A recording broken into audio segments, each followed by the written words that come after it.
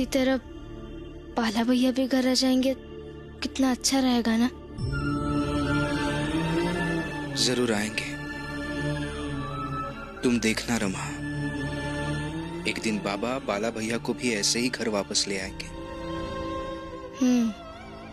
आप कह रहे तो बाबा ले भी आएंगे बाला भैया को, क्योंकि आप जो कहते हैं वो करते हैं।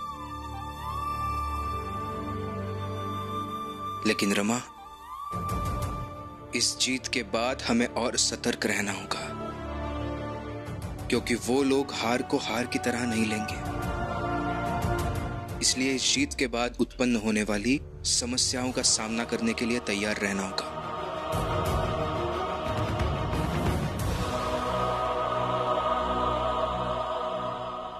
प्रचंड दे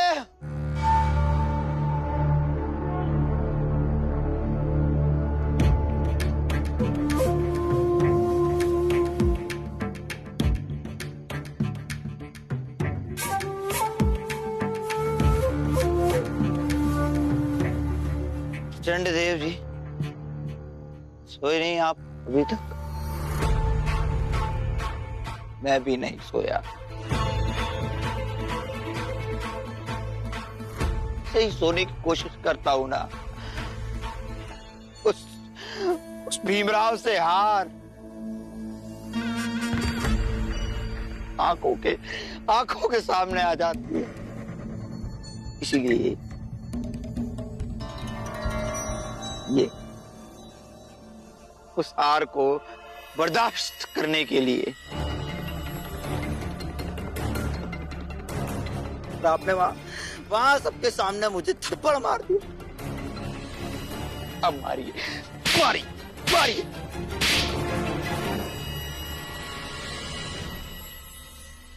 नरोत्तम, तुम अपने होश में नहीं हो।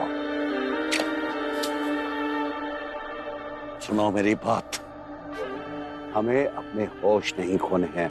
अगर उस भीमराव के होश ठिकाने लगाने हैं तो हमें अपने होश में रहना होगा, समझे तुम?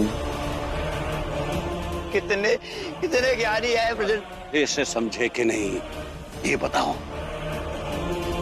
हाँ, एक काम करो, तुम अब घर जाओ, हम सुबह बात करेंगे। चलो।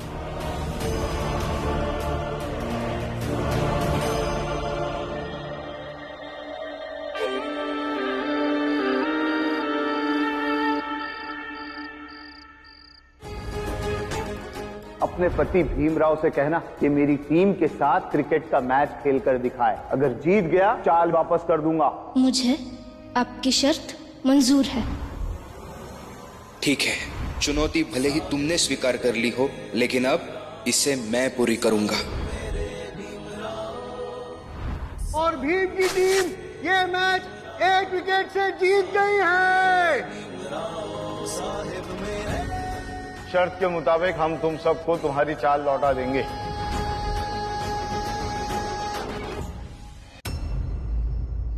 क्या हुआ? क्या सोच रहे? कुछ नहीं रमा, मैंने कभी सोचा नहीं था कि मैं क्रिकेट में भी जीत पाऊंगा, लेकिन इस मैच ने बहुत कुछ सिखाया। अगर हम सही दिशा में और सच्ची नीयत से मेहनत करते हैं ना, तो सफलता जरूर मिलती है। और मैंने भी सीखा कि व्यक्ति को अपनी क्षमताओं को कभी किसी सीमा में नहीं बांधना चाहिए, वरना मैं एक औरत होकर क्रिकेट नहीं खेल पाती।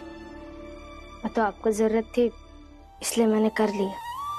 और अगर दूसरा खिलाड़ी मिल गया होता तो ना ही मैं खेलने के बारे में सोचती और ना ही मुझे जीवन में पता चल पाता कि मैं क्रिकेट भी खेल सकती हूँ।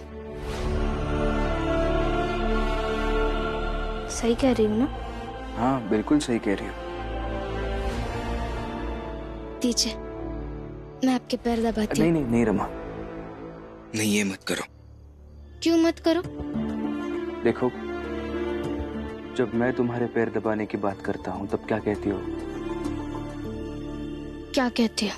तुम पर पाप चढ़ जाएगा, और फिर अभी आज तुम मेरे पैर दबाओगी तो मुझ पर भी पाप चढ़ जाएगा। उसका क्या करोगी? देखिए, आप बातें मत बनाइए, आपको कल फिर से कालेजार ऑफिस जाना है। दीजिए बिल। अच्छा, तुम्हें काम नहीं है कल? सुबह उठ के खाना नहीं बनाना है? सेठ जी के यहाँ जाके मसाला फैक्ट्री में काम नहीं करना है? अरे अजीब जिद है। देखो, अगर तुम मेरे पैर दबाना चाहती हो तो मैं भी तुम्हारे पैर दबाऊंगा। मंजूर है तो हाँ कहो, नहीं तो जाओ सो जाओ। अरे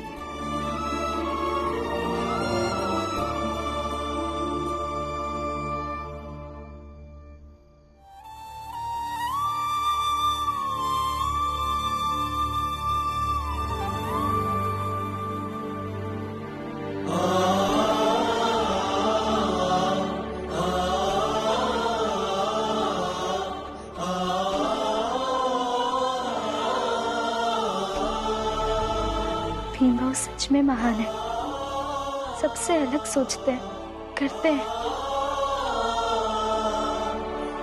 एक दिन जरूर ये लोगों के लिए प्रेरणा स्रोत बनेंगे।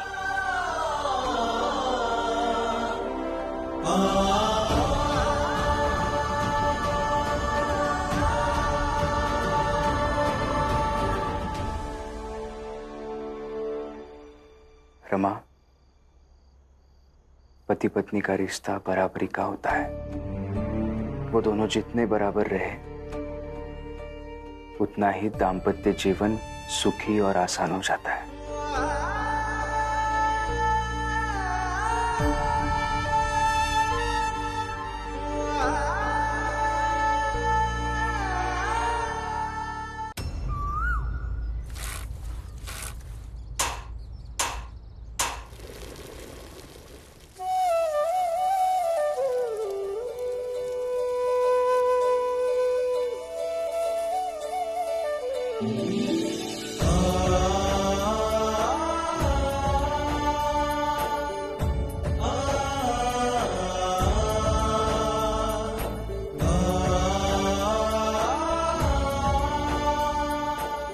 मनोहर भाऊ, कितना अच्छा लग रहा है ना आज। इतने दिनों बाद वापस हमारी चाल में आकर अपनी जगह पे धंधा पानी शुरू कर रहे हैं। सही कह रहे हो नंदू, अपनी चाल में आकर कितना सुकून मिल रहा है। नंदू भैया, नंदू भैया एक ठो माला दो ना। अरे ले लो, लेकिन ये माला का करोगी का? अरे इसका भी धंधा पानी शुरू हुआ है, दुकान की पूजा करेगी और क्या करेगी। अरे नहीं हितेश भाऊ, दुकान का पूजा नहीं करीबे, जेकरे कारण ये सब हुआ है। हम लोग अपने चाल में वापस आए हैं, ओकरा सम्मान करीबे। भीमराव को माला पहना के ओकरा सम्मान करीबे। अरे सुनो, अरे चाल वालों सब आओ, आओ आओ आओ आओ। क्या हुआ हितेश बाबू? रुको, आने दो सबको। सुनो, ये भीम को माला पहना करके उसको महान साबित करना चाहती है। हा? क्या अकेले उसने ही खेल जितवाया है? जोखू, तुम अपने सर पर पहले इस पट्टी को देख लो। तुमने खेल को जीतने के लिए अपने सर को फोड़वा लिया, लेकिन तुम्हारी पत्नी तुम्हें सफलता की माला नहीं पहनाएगी, बल्कि सफलता की माला इस भीमराव को पहनाएगी।